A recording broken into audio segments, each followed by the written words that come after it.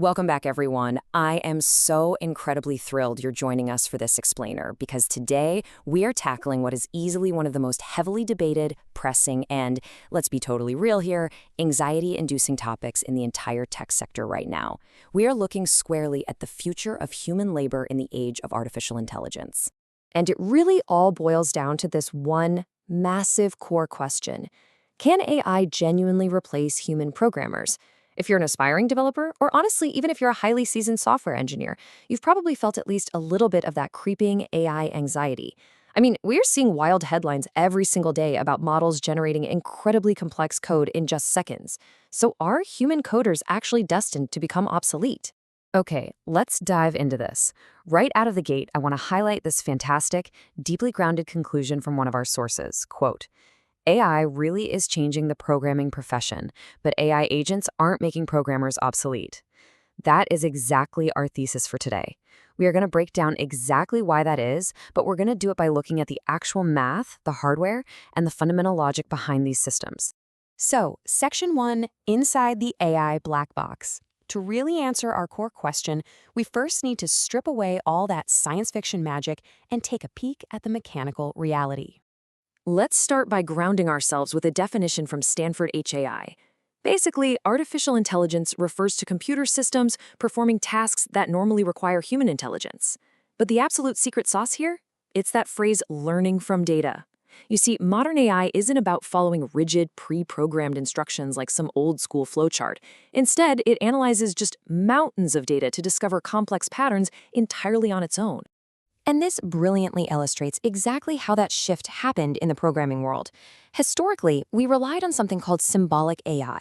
That basically meant human programmers had to hand code every single logical rule. So if you wanted to build a chess program, you literally wrote the rules for every single possible move. It was rigid, it was brittle, and it severely struggled to scale. But today, we use connectionist AI that relies on neural networks, which are loosely inspired by the human brain. Instead of explicitly coding every rule, developers feed the network massive amounts of labeled examples, and the network extracts the patterns itself. This is the exact reason why developers no longer have to manually code every single tiny rule into modern applications. Moving on to Section 2, the hardware reality. Because this software evolution, it's really only half the story. We have to look at the physical constraints. This whole shift in software obviously demanded a massive shift in physical hardware. Think about general-purpose chips, like the standard CPUs you've had in your laptops for years. They use sequential processing, meaning they complete one calculation at a time. AI completely breaks that paradigm. It requires specialized chips, like GPUs, that harness parallel processing. They execute numerous calculations simultaneously by dividing up massive complex problems into smaller chunks. This parallel processing power is the exact mechanism that lets an AI suddenly spit out a whole block of functional code in a matter of seconds. And it's what makes real-time decision-making in things like autonomous vehicles actually possible. But here is a critical physical limit that so many people tend to ignore. The sheer volume of chips needed to scale a state-of-the-art AI system is currently growing by about 4 times every single year. 4 times! Meanwhile, the algorithmic efficiency of those chips is only growing by a factor of 2 each year. The computational demands are fundamentally mathematically outstripping what the hardware industry can currently provide. So, despite the hype, there is a very real, very physical ceiling to how fast AI can take over computing. Which brings us to Section 3, how AI actually writes code, focusing specifically on token prediction. Keeping those physical limits in mind, let's look at what's actually happening when an AI generates software. If we break down the AI pipeline, it's just a mathematical reality. Step 1 is input, or data ingestion. The model simply absorbs billions of words and lines of existing code. Step 2 is processing. It uses those neural networks we talked about to recognize highly complex grammatical and syntactical patterns in all that data. And finally, Step 3 is outcomes. Underneath it all, generative AI is essentially just predicting the next most likely token or word based on those billions of examples. It is statistical pattern matching on an unfathomably large scale. It's not thinking, it's predicting. But wait, this simple token prediction can result in some genuinely mind-blowing behaviors. There is this absolutely fascinating anecdote where Microsoft researchers asked GPT-4 to draw a unicorn using an incredibly obscure, highly complex graphics programming language called TKX. And amazingly, GPT-4 actually wrote lines of code that produced a crude but totally recognizable drawing of a unicorn. Now, the researchers were naturally skeptical. They thought, okay, it probably just memorized this exact code from somewhere on the internet. So they threw a curveball. They manually altered the code to completely remove the horn and mess up the body's proportions, and then challenged the AI to put the horn back on. And GPT-4 analyzed the broken code and successfully placed the horn exactly back on the animal's head. Now, what's really interesting about this slide is how that specific unicorn experiment impacted the scientific community. It genuinely spooked researchers into thinking GPT-4 was showing early, tantalizing hints of AGI, or artificial general intelligence. AGI is this hypothetical threshold where a machine can understand, learn, and perform literally any intellectual task a human being can. So, when a statistical model suddenly demonstrates high-level reasoning and spatial awareness in an obscure coding language that it wasn't explicitly trained for, yeah, you can absolutely see why human programmers started getting a little nervous.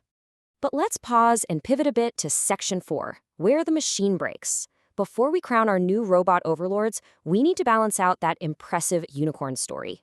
AI has some critical, fundamental flaws. First up are hallucinations.